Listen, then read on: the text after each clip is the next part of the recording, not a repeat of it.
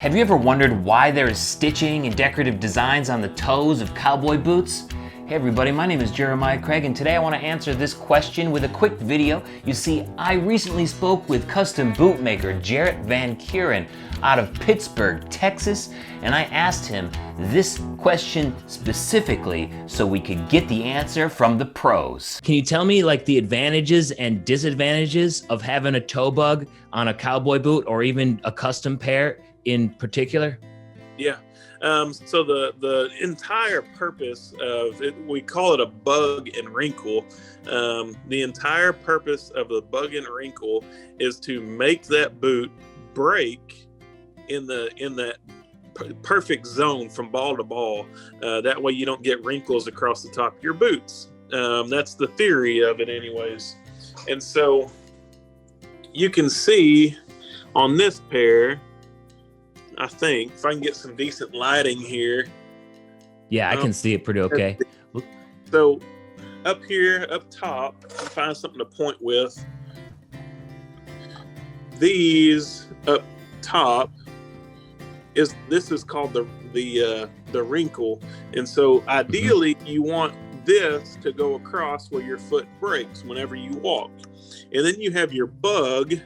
I'm telling you, I'm hoping y'all can see this. The bug, oh, we can see it, is the decoration across the front. And that's just decoration more than anything, just to kind of break it up and make them look nice. But that's personal preference. A lot of people like it, a lot of people don't. A lot of times on exotic boots, so like this pair of ostrich that I'm doing right now, most people don't get it on exotics because it's hard to do. It's hard to see. Stitching over quills on full quill just doesn't work properly. But at the exact same time, I've got smooth boots like this pair. The man doesn't like toe bug and wrinkles. He's got numerous pairs from me, and he's never had a bug and wrinkle on his boots. He just likes them plain smooth. Doesn't want anything down there on the bottom of his foot. So it's just personal preference on whether you want it or not.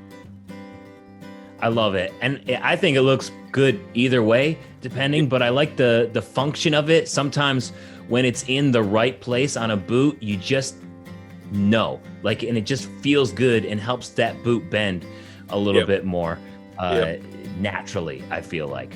But when it's in the wrong spot with a couple, like there's some factory boots that I've tried that where that wrinkle is in the wrong spot, and it hurts. It's a pain, especially if they use really bad leather. Definitely check out the rest of my conversation with Jarrett Van Curen at the links in the description or at the end screen. But as he said, this wrinkle here, this toe bug, this bug and wrinkle is meant to help the boot bend, and it keeps it looking good as it breaks in too. Here's an example of a Justin Roper boot that doesn't have the bug and wrinkle or toe bug. And as you can see, there are many more lines and creases in this boot than there is in this Nakona with the toe bug. So the toe bug or bug and wrinkle definitely has its functional purpose, helping the boot bend in fewer areas than it would without it. As you can see, there are more creases in the Roper boot than there is in the Nakona with the toe bug. It can also help out with the comfort, as I mentioned there in that segment with Jarrett. I love a toe bug that is placed in the correct spot on a cowboy boot because it feels incredible. This Nakona is one of the most comfortable boots I have, thanks in part to the size, but also because of the toe bug placement. Lucchese cowboy boots have their toe bug and wrinkle in the perfect spot as well. You guys who wear Lucchese's know this 100%. Not all boot brands that have their boots made in a factory put their toe bug in the right spot, at least in my opinion. This Ariat boot is the perfect example. Not all Ariat boots have their toe bugs and wrinkles so high, but this one here does in particular. And when it's too high, it really doesn't do the job that it's supposed to.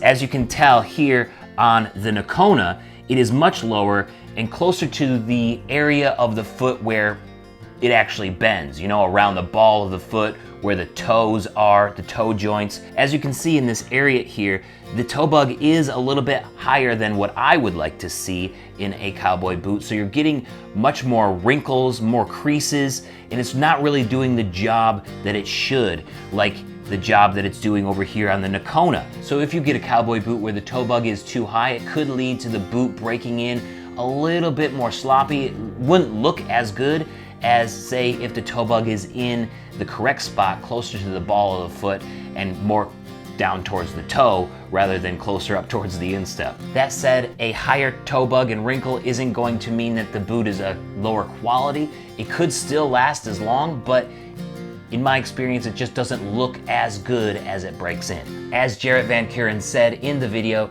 having a toe bug, bug and wrinkle, or nothing at all is completely the preference of the person wearing the boots.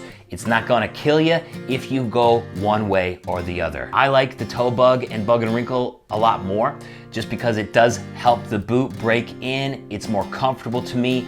I like it a lot better. But what about you? Do you prefer a toe bug or bug and wrinkle, or no wrinkle at all? Let me know down in the comments. Thank you so much for watching today, and don't forget to check out the rest of my conversation with Jarrett Van Curen at the end screen. I'll see you around. Peace.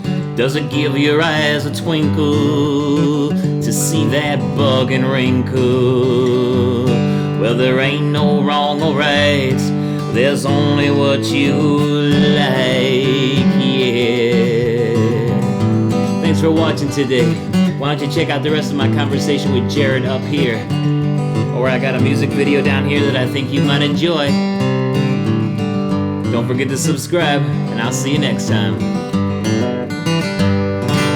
Peace. Have a good one.